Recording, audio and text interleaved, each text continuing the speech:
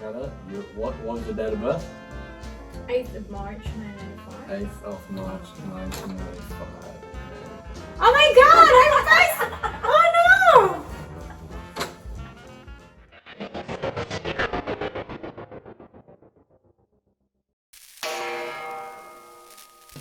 Thanks, Jessica, for being a great audience and being part of the show today. It was awesome having you. So magic is about creating memories, whether it's good or bad. Well, it's good. You have to create good memories, right? So it's probably the most disappointing method of all. Basically, we just go to her Facebook page and take her date of birth. Yes, that's it. All right, now that's the end of that one. It's that simple. It's that simple. Now, now that we've explained the method, let me go into a little bit of the details on that performance. There's actually a lot involved in that. So the first thing is we're gonna do a bit of mind reading. So mind reading, you literally have nothing. You don't need anything for this. In this instance, we revealed it on a whiteboard. You write ahead of time, and the star sign, you know, that's just the extra reveal. If you know their birthday, you know their star sign. But this hits people on a second level, so it's like, oh, he not only gets my birthday, but he also gets my star sign. No shit. But people don't get that. It's just another level. There are generally two types of people with mind reading. One is the people that believes in telepathy, clairvoyance, psychology, and everything like that, and then there's Craig. All right, so that's which represents the people that, you know, more logical person, but they get fooled by really easy magic tricks. So, you know, they think they're good, but they're not. I object. All right, so okay, so the first part of this piece is we're gonna do a bit of mind reading. We can guess you have a choice, okay? Yeah. So we can guess your credit card number, your PIN number, your sexual history, your most embarrassing memories, all the diseases you've had.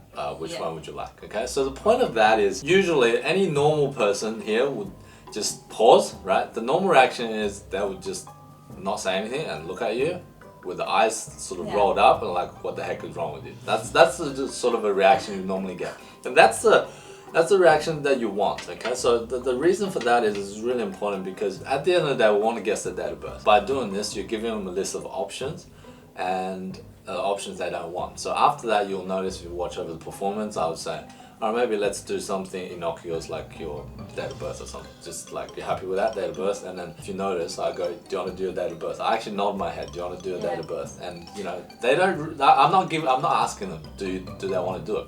I'm just telling them, do a date of birth, and then that's it. So I'm forcing. It's like a force. A lot of people ask, okay, how do you make them choose something and then make them think of something like that? And in this instance, I am forcing them down this path.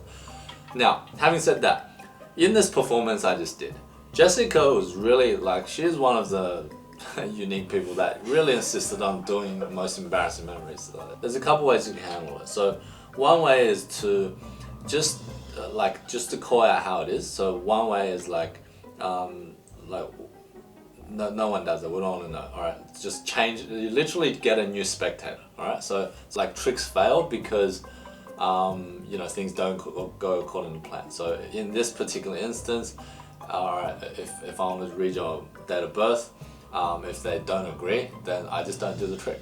I just go, let's just move on. And then people don't realize you stuffed up. Like in magic, so this is the concept I was telling you about, you stuff up before people know you stuffed up. In this case, I haven't even started and I've stuffed it up, so, you know, let's just not do it. Then people don't know, right? Mind reading, you never want to be perfect. So, which is really good, because mind reading allows you to be wrong. Imagine if I said, Joyce, I know everything about you, exactly what you did last night, like at what time, then you'll be like, just someone must have told you that, right? It's just stupid. So one way to do it playfully is, all right, let's do your embarrassing memory and let's do date of birth. Let's do two things.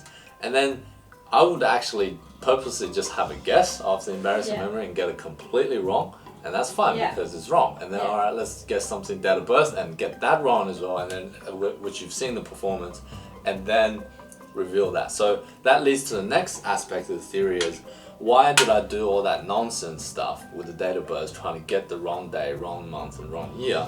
The point of it is, like, it's extremely necessary because it's about the amplitude effect in magic. Amplitude effect essentially means if someone is starting on 3, on a scale of 1 to 10, if you've seen me perform, or if you just met me, your probably expectation is a 3 or 4, right?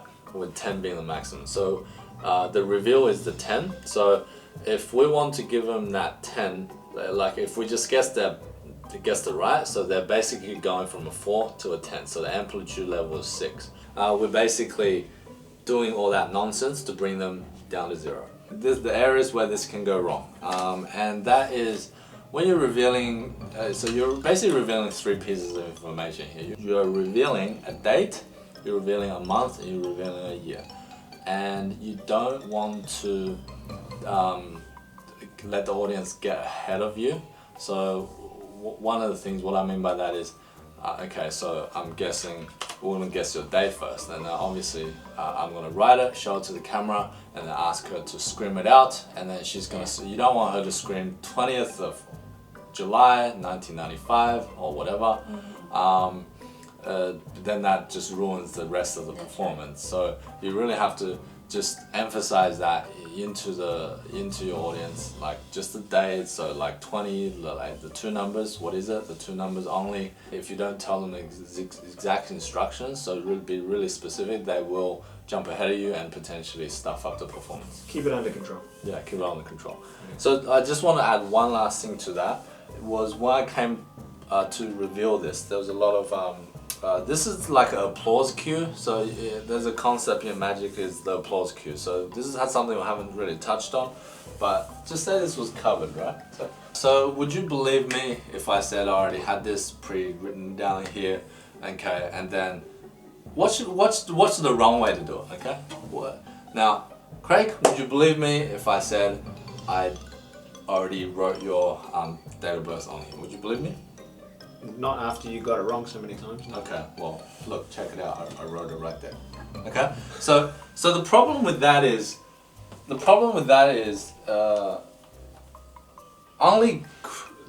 if you're performing this for one person, it's okay. But if you're performing for a room of 20 people, only one person will react at that time.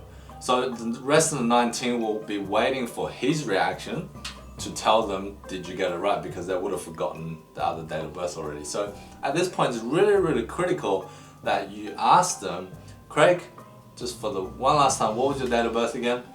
And then they tell you it's the 8th of March 1995. You go 8th of March 1995, 8th of March 1995. So that is when the applause cue happens. You take a bow, and that's the end of the performance. That part is extremely critical.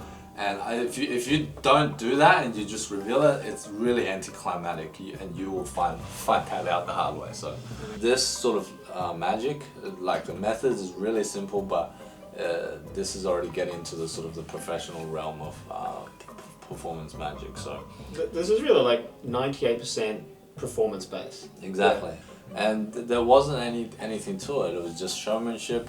And again, magic is a magician playing the role of actor. It's not acrobatics.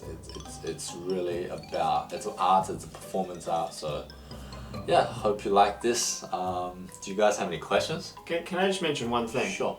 I do admire how you handled the situation where she wasn't supposed to pick one of the other options before you gave her the option of the date. Yeah. So that was really Smart. that was really clever. Yeah. We don't say smart. Yeah. Like, we don't give them that much credit. Clever is enough. That's it. That's one of the really hard professional pieces. So hopefully you liked it. Use it, accordingly.